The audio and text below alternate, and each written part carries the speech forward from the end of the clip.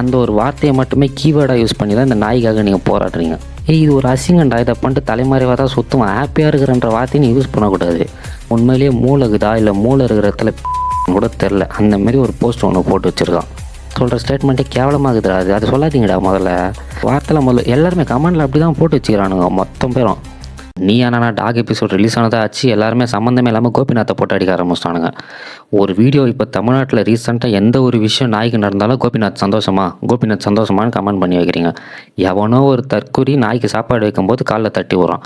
அதுக்கும் கோபிநாத்துக்கு நடா சம்மந்தம்? கமெண்டில் போயிட்டு கோபிநாத் ஒன்று சந்தோஷமா, எல்லா ஜனங்களையும் இப்படி மைண்டை மாற்றிட்டியே.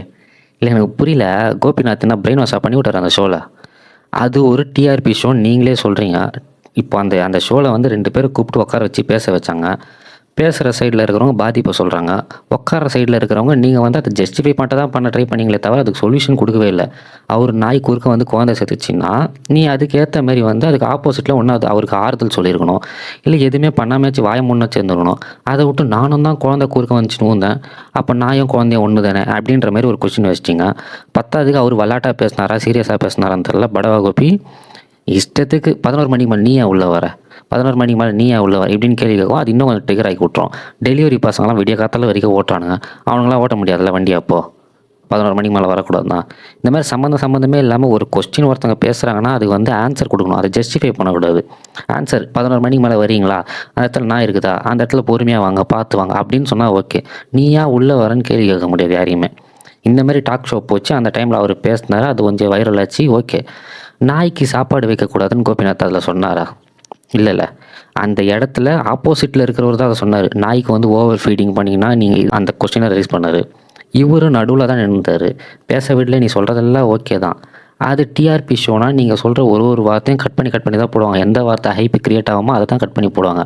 அந்த ஷோ நடத்துனது விஜய் டிவி, டாப்பிக்கை வந்து எடுத்தது விஜய் டிவி, அதுக்கு ஆள் பிடிச்சது விஜய் டிவி, நடுவில் ஹோஸ்ட் வேலை பார்த்தது மட்டும்தான் கோபிநாத். இவரை கேட்குறதுக்கு முதல்ல நம்ம கேட்கவே முடியாதுடா. சம்மந்தமே இல்லாமல் நீங்கள் திட்டுனுக்கிறீங்க. சரி ஓகே, இதெல்லாம் விட்டு.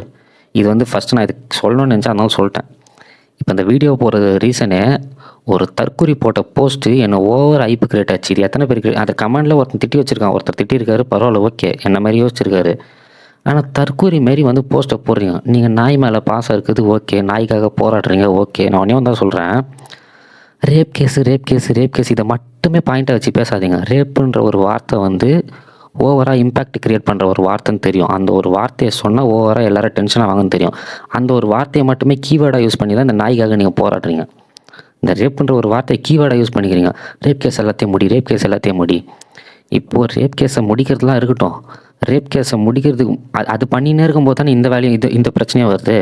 இந்த பிரச்சனை அப்போ பீக்கில் போட்டோம், அதுக்கப்புறம் அந்த பிரச்சனையை முடிக்கலான்னு சொல்லுவீங்களா? இல்லை, அந்த பிரச்சனை இருக்குது, அது கூடவே இந்த பிரச்சனை வருது. ரெண்டுத்தையும் தான் ஹேண்டில் பண்ண முடியும். கவர்மெண்ட்டு ரெண்டுத்தையும் தான் ஹேண்டில் பண்ணணும். ஒன்றுத்தை முடிச்சுட்டு தான் ஒன்றுத்துக்கு வரணும்னா 2 பிரச்சனை மட்டும் இல்லை, ரேப் கேஸ் நாய் மட்டும் இல்லை, இங்கே 100 பிரச்சனை இருக்குது. 100 பிரச்சனையுமே ஃபஸ்ட்டு நீ ரேப்பை முடி, அதுக்கப்புறம் மற்ற இருக்கிற 99 பிரச்சனையும் முடி அப்படின்னு பேசுவீங்களா? முடியாதுல்ல. ஒரு கேஸ் வரப்போ அப்பப்போ அதை ஹேண்டில் பண்ணி இருப்பாங்க. அது கை மீறி போகும்போது இந்தமாரி ஒரு சில கான்சிக்வன்சஸை ஃபேஸ் பண்ணி தான் ஆகணும். நம்மளும் அதை அக்செப்ட் பண்ணி தான் ஆகணும். சபலம் பிடிச்ச நாய்ங்க வெளியே சுற்றின்னு தான் இருக்கிறானுங்க. அவனுக்கு எங்கே இருப்பான் எப்படி இருப்பானே தெரியாது. ஃபஸ்ட்டு நீங்கள் போராடுறீங்களா, நீங்கள் போராடுங்க, வானானே சொல்ல.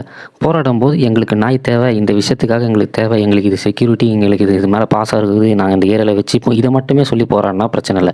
சரி கூட ஓகே, ரேப் கேஸஸ் முடிங்க, அதுக்கப்புறம் இதை வந்து பாருங்கள் அப்படின்னு சொல்லும்போது கூட இருக்கிற எல்லா பிரச்சனையும் இழுக்கணும்.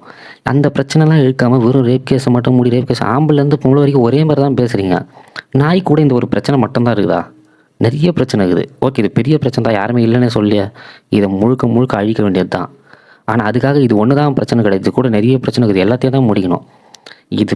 இந்த விஷயம் இந்த போஸ்ட்டில் வந்துனே இருக்குது. இது வந்துனே போது ஒரு தற்கொலை ஒரு போஸ்ட் ஒன்று போட்டிருக்கான். அவன் உண்மையிலேயே மூளை இருக்குதா இல்லை மூளை இருக்கிற இடத்துல கூட தெரில, அந்தமாரி ஒரு போஸ்ட் ஒன்று போட்டு வச்சுருக்கான். இப்போ அதுக்கு தான் இந்த வீடியோவை நான் போடுறேன். நீங்கள் போராடுறீங்கடா, ஓகேடா, சரி ஓகே, அந்த ரேப் கேஸை கூட முடின்னு கூட நீ போராட. ஃபஸ்ட்டு ரேப் கேஸை முடி, அது பேசுறது ஒரு லாஜிக்கே இல்லை. ஃபஸ்ட்டு அதை முடி, அப்புறம் இதை வந்து பாருன்னு சொல்கிறது ஒரு லாஜிக்கே இல்லை. ரெண்டுத்தையும் தான் ஹேண்டில் பண்ணி ஆகணும் கவர்மெண்ட்டு. இப்போ இந்த இடத்துல நீ பேசுறது போராடுறதெல்லாம் ஓகே தான், ஆனால் இதோட நிறுத்திக்கணும். இதுக்கு மேலே ஒரு வார்த்தை ஒன்று விடுறல, ஒரு கமெண்ட் ஒருத்தன் ஒரு போஸ்ட் ஒன்று போட்டிருக்கான், அதை பாருங்களா. பாருங்க, ரேப் பண்ணுறவெல்லாம் ஹாப்பியாக மரியாதையாக வெளியே இருக்கான், அவங்கள விட இவங்க மிகப்பெரிய க்ரைம் பண்ணிட்டாங்க போல், இவங்கள பிடிக்க கோர்ட்டு நல்லா கோர்ட் ஆர்டர் நல்லா இருக்குடா. நீ சென்டிமெண்ட் கிரியேட் பண்ண ட்ரை பண்ணுற. ஓகே, ஒரு நாய்க்குட்டியோட ஃபோட்டோவை கீழே போட்டு அதுக்கு ஒரு பின்னாடி வந்து சேடான பிஜிஎம் போட்டு அது வந்து இந்தமாரி சோகமாக போட்டு சிம்பத்தி கிரியேட் பண்ண ட்ரை பண்ணுற. ஓகே, உனக்கு நாய் மேலே பாசம் இருக்குது, நீ ட்ரை பண்ண. உனக்கு யாருமே வானானே சொல்லலையே, நீ பண்ணு. வானான்னு சொல்ல, உனக்கு இருக்கிற பாசத்தை நீ வெளிக்காட்டுறதுக்கு பண்ணுற. அதுக்கு போஸ்ட்டு போடு, அதை டீசெண்டாக போட்டு போ. இது என்னடா இது வார்த்தை? இது ரேப் பண்ணுறவங்களாம் வெளியே ஹாப்பியாக மரியாதையாக இருக்கிறான். ரேப் பண்ணுறவங்கள ஹாப்பியாக மரியாதையாக இருக்கிறன்ற வார்த்தையை ஒரு மாதிரி டிஸ்கஸ்டிங்காக இருக்கிறான். அது ஒரு மாதிரி கொமட்டின்னு வருதுற வார்த்தை. அதுக்கப்புறம் ரேப் பண்ணுறவங்கள ஹாப்பியாக மரியாதையாக இருக்கிறான்றது எப்பறம் அந்த வார்த்தை எப்படி நீங்கள் சொல்கிறீங்க? ஹாப்பியாக மரியாதையாக இருக்கிறான்றது யார் இருக்கிறா நீ சொல்லு ஃபஸ்ட்டு. இந்த போஸ்ட்டு போட்ட தற்கொலை கேட்குறேன். ரேப் பண்ணுறவன் வெளியில் ஹாப்பியாக இருக்கிறான்றல, அது யார் இருக்கிறா? உனக்கு யாருன்னா ஒருத்தர் தெரிஞ்சிருக்கோம்ல, அவன் பேரை சொல்லு. எவன் ஹாப்பியாக இருக்கிறான்? இது ஒரு அசிங்கண்டா. இதை பண்ணிட்டு தலைமறைவாக தான் சுற்றுவான். ஹாப்பியாக இருக்கிறன்ற வார்த்தையை நீ யூஸ் பண்ணக்கூடாது. அந்த கேஸையும் பாரு, இந்த கேஸையும் பாருன்னு சொன்னால் அது ஒரு லாஜிக் இருக்குது. அதை பண்ணிட்டு சுற்றுறவங்களாம் ஹாப்பியாக இருக்கிறான், இதை பண்ணிட்டு சுற்றுறவங்களாம் வந்து கஷ்டப்படுறான்லாம் நீ பேசவே கூடாது. ஃபஸ்ட்டு போஸ்ட்டு போகிறேன்னா டீசெண்டாக போட்டு போ. இவன் போஸ்ட்டு போட்டால் கூட பரவாயில்ல. இது கீழே இன்னொரு தற்கூரி இருக்கிறான். அதை சொல்கிறல, இவனுங்களுக்குலாம் மூளை இருக்கிற இடத்துல கொடுத்தல அந்தமாரி போட்டு வச்சுக்கிறானுங்க. பாரு, படிக்கணும் பாருங்க. பார்த்தா என்னடா அங்கே ரேப் பண்ணுற எல்லாம் ஜாலியாக சுற்றிட்டு இருக்கானுங்க, அவனுங்களை பிடிக்க துப்பு இல்லை ப்ரோ. நீ அதான் சொல்கிறல, ரேப் பண்ணுறவன்லாம் இருக்கிறான், அவன் கேஸை முடின்னு சொல்கிறது அது ஒரு ஸ்டேட்மெண்ட் ஆகுது. ரேப் பண்ணுறவன்லாம் ஜாலியாக இருக்கிறான்னு சொல்கிற ஸ்டேட்மெண்ட்டே கேவலமாகுதுடா. அது அதை சொல்லாதீங்கடா முதல்ல. அவன் எப்பறம் ஜாலியாக இருப்பான்? இது ஜாலியாடா இது முதல்ல. அந்த சபலம் பிடிச்ச நாயே அது என்ன சொல்லி திட்டுறதுன்னு தெரியல. அந்த நாய் ஒரு தப்பு ஒன்று பண்ணுது, பிடிச்சி உள்ளே கூட்டின்னு போய் வச்சுருப்பாங்க. ரேப் கேஸ் பெண்டிங்கில் இருக்குதுன்னு சொல்கிறியா? ஒரு சில ரேப் கேஸ் பெண்டிங்கில் இருக்குது, அதெல்லாம் முடிக்காமல் இருக்குது அப்படின்னு நீ சொன்னீங்கன்னா அது ஒரு லாஜிக் இருக்குது. பண்ணுறவங்களாம் ஜாலியாக இருக்கிறான், மரியாதையாக இருக்கிறன்ற வார்த்தை எப்படா சொல்கிறீங்க? யாரா மரியாதை இருக்கிற ஃபஸ்ட்டு சொல்கிறா நீ? ஏன் உனக்கு தெரிஞ்ச ஒருத்தவங்க ஏரியாவில் ஒரு வேளை மரியாதை இருக்கலாம் போல், ஒரு வேளை நீ அதை சொல்கிற போல். ஏன் மரியாதை இருக்கிறான் நீ சொல்லு. உண்மையிலேயே அந்தமாரி பண்ணுறவன் கையில் மாட்டினா கவர்மெண்ட் டாராக கீச்சிருவாங்கண்ணா. ஒன்றும் சும்மாலாம் விட்டுட்டு இது பண்ண மாட்டாங்க. இவன் சொல்கிற வார்த்தை என்னமோ கவர்மெண்ட் வந்து ரேப் பண்ணுறவனுக்கு வந்து ஆதரவு தெரிவிக்கிற மாதிரி பேசினுக்கிறான். ரேப் பண்ணுறவங்கள ஹாப்பியாக இருக்கிறான், மரியாதையாக. ரேப் பண்ணுறவன் இப்போ மரியாதையாக இருப்பான்? இப்போனா மற்றவங்களாம் வந்து அவனுக்குன்னா ஆதரவாக தெரிவிச்சுன்னுக்கிறாங்க. அவனுங்களை கண்டா உண்மையிலே சொன்னால் அவனுங்களாம் வந்து ஒரு வார்த்தை இல்லை எனக்கு. அந்தமாதிரி அவ்வளோ கேவலமாக தான் பார்ப்போம் நம்ம அவனுங்களாம் அந்த மரியாதை ஜாலியாக இந்த வார்த்தைலாம் முதல்ல எல்லாருமே கமெண்டில் அப்படி தான் போட்டு வச்சுக்கிறானுங்க மொத்தம் பேரும். ஏன்னா ஒருத்தெல்லாம் கவர்மெண்ட் அப்படி திட்டுறான், ஓகே உன்னோட இது அது திட்டுற எல்லாம். ஒரே ஒரு ஆள் மட்டும்தான் வந்து எப்படா நீங்கள் இது கம்பாரிசன் பண்ணுறீங்கன்னு ஒரு கமெண்ட் போட்டு வச்சுருக்காரு. அவர் மட்டும்தான் போட்டிருக்குதோ. இதை தான் சொல்லணும்னு பார்த்தேன். இது யாருன்னே தெரில. இது தற்கொலை மாரி எங்கே அந்த ஒரு கெட்ட வார்த்தை ஒன்று போட்டுட்டு கோபிநாத்தை மென்ஷன் பண்ணிட்டு ரேப் பண்ண மென்லாம் நல்லா தான் ஆத்துணு மொத்த இது என்ன டைப் பண்ணி வச்சுக்கிதுன்னு ஒழுங்காக படிக்க முடியல. ஆத்துணு மொத்த பயலையுமா விஷம் வச்சு கொண்டுலாமாடா. இது கூட எப்படா அது கோபிநாத் முதல்ல சம்மந்தம் வருவார்? என்னமோ அவர் என்னமோ வந்து இந்த தப்பெல்லாம் பண்ணிட்டு சுற்றினுக்கிற மாதிரி விஷம் வச்சு கொள்ளலான்னு முதல்ல கோபிநாத் அந்த இதில் சொன்னாரா? எனக்கு சொன்ன மாதிரி எதுவும் தெரியலையே. ஆனால் சம்மந்தமே எல்லாம் பேசினுக்கிறானுங்க. அந்த ஷோவில் விஷம் வச்சு கொண்டுலான்னு கோபிநாத் தான் சொன்னார். அந்த மாதிரி வார்த்தை நாய்ங்களை கொண்டுலான்ட்டு.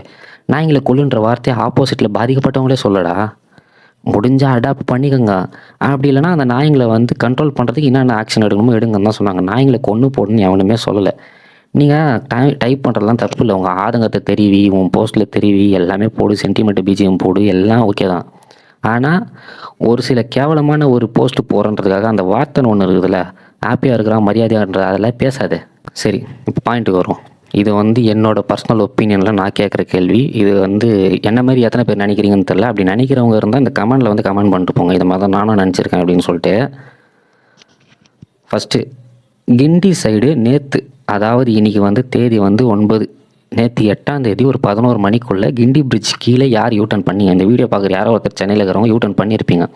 அப்படி பண்ணும்போது பார்த்துருப்பீங்க, இவ்வளோதான் இருக்கும் அந்த நாய். மிஞ்சி போனால் ஒரு 2 மாதம் நாய்க்குட்டி வண்டியில் அடிபட்டு ரோட்டு ஓரத்தில் ரத்தத்தில் அப்படி ரத்த வெள்ளத்தில் கிடக்குது.